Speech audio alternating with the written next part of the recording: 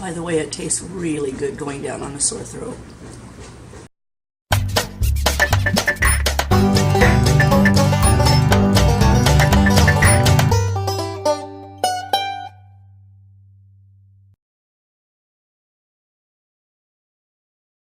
So I have two more areas to tell you about. Please disregard the throat and how it sounds. We've done the mouth, the esophagus, and the stomach. Today we're going to touch on the small intestine and the large intestine. So the small intestine is 20 feet long. It starts at the beginning of the stomach and ends at the beginning of the colon. And if you, inside of the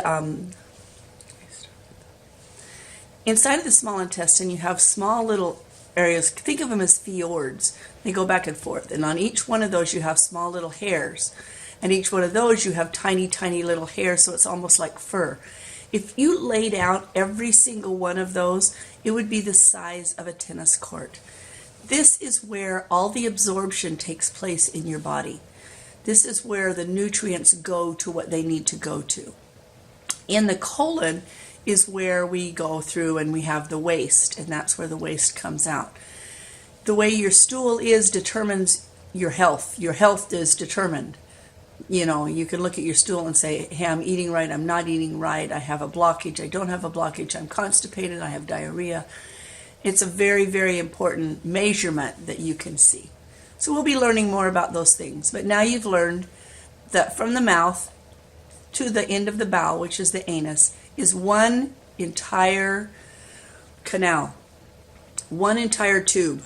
And it's very important, whatever we put in here and how the nutrients get into the rest of our body and whatever comes out is dependent upon what goes in our mouth.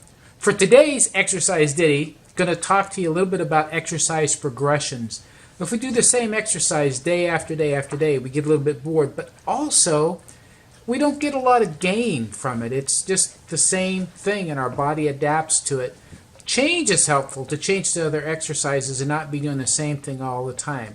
We want to get all of our muscles and our joints, every part of our body working. It's pretty important to do that. So we need to change it up.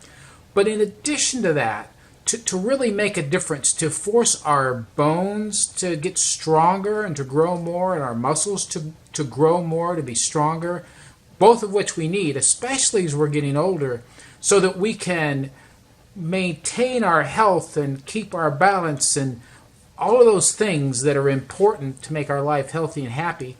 Exercise progressions means that we're going to take an exercise and we're going to either do it a little more difficult, meaning a different movement. We may do more movements. We may add weight to what we're doing. We may do multiple sets of it. So there's different ways to progress, and we can mix all of those progressions up just depending on what the exercise is. But you don't want to do more than a 5% increase from any one change to another. And you don't want to just change every day. You want to move yourself up gradually. So if you're doing something and you're comfortable with it, do it for like a week. Whether you're doing twice a week, 3 times a week, 5 times a week, do it for about a week till you're real comfortable with it, and then move it up by 5% in one of those many areas. And you'll find that as you do that, you can do more and more and more until eventually you'll be surprised. Is this me doing all of this with this much weight, this many times? You'll be healthy. That's the idea. Well, this is the reality of making a daily vlog. I have a very, very bad cold or semi-flu. And I just got out of the shower because it made me feel a lot better. So I thought I'd just do some raw footage here. When you get sick, you get sick. And I, for one, am one who really works at not getting sick. I try to wipe down everything at work so I don't get what everybody else has, and I wash my hands often. But the reality is that there's a really bad virus going around right now, and I got it a few days ago. Yesterday we put a vlog on that wasn't a current one, that just showed about our grandchildren, because I was down and out.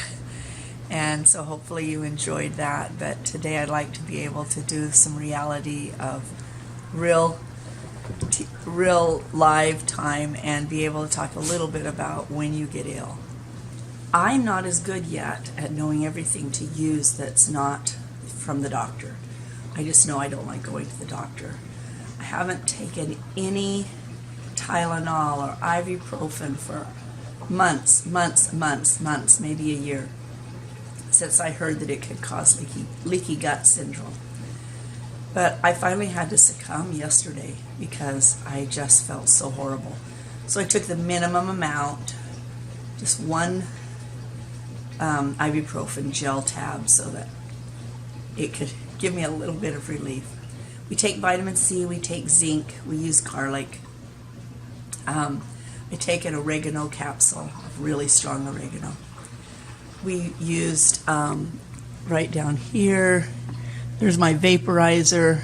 It's going right now. The windows are all steamy. I have Vicks on. I have all the old home remedies that I used to have as a child. My husband is picking me up some essential oil, and I am striving to get well.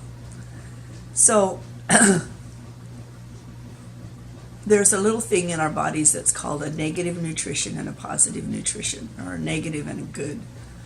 When we put in bad things into our body has to work really hard to still process those and take some of the desired nutrients from that are already there in order to process those bad ones. So we want to make sure that when we're putting something in our mouth, which we talked about earlier, the importance of this being our fuel, that we make sure that it is a good fuel, because it can make our body so it has to fight down. I mean, it is no secret that what we put in our body helps our immune system or breaks down our immune system. We work really hard at eating right, but sometimes it's just going to catch up with you. So there are a lot of different things that you can use that are natural, and I hope that you share some of your ideas with me down in the comments section after this is ended. I'd just like to share one with you. This is a book called The Coconut Oil Miracle. It's by Bruce Fife, and he talks about all the wonderful uses of coconut, but I'd just like to tell you about how coconut can help when you have a virus. If you take a coconut oil and you are able to melt it down into a saucepan really slowly, and then pour a little bit of orange juice in there so that the orange juice is warm, and you're going to drink that small amount, and I'm going to demonstrate it in a moment, and putting that small amount of coconut oil into your body has huge effect on the virus. And let me explain why. In his book, he says that they attack the actual virus, and coconut oil is a medium chain fatty acid, and medium chain fatty acids have the ability to get down inside of the actual viral membrane, because the membrane is made up of, it's snowing. So much like what the viral membrane is made of, medium chain fatty acids are very similar.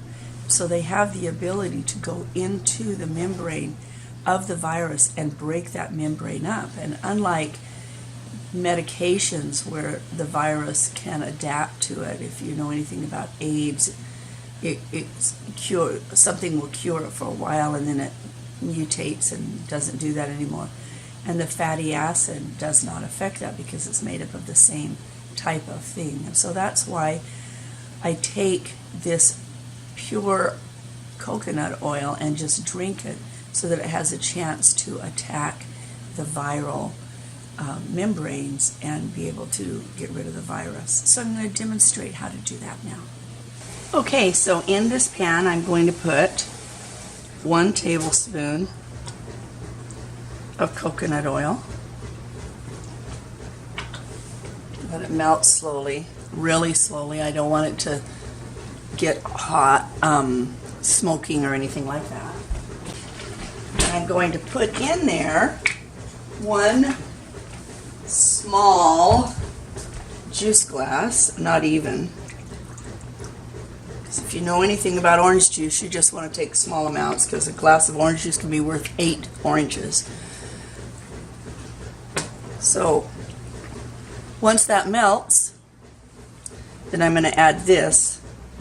And the reason you add it, obviously, is coconut oil turns hard at room temperature or colder. So when it hits this cold orange juice, it's going to turn hard again, and that's not as palatable to be able to eat it.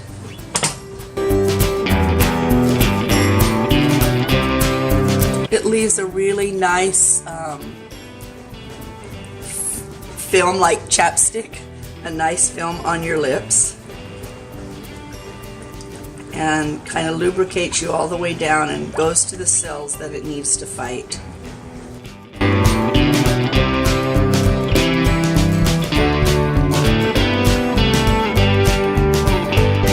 And that's warm enough. It does not have to be hot.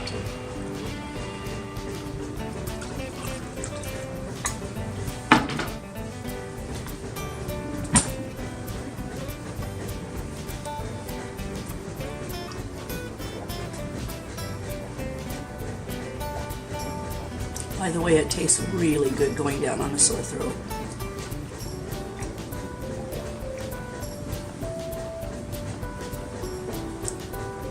And there, I've done my coconut remedy for the morning.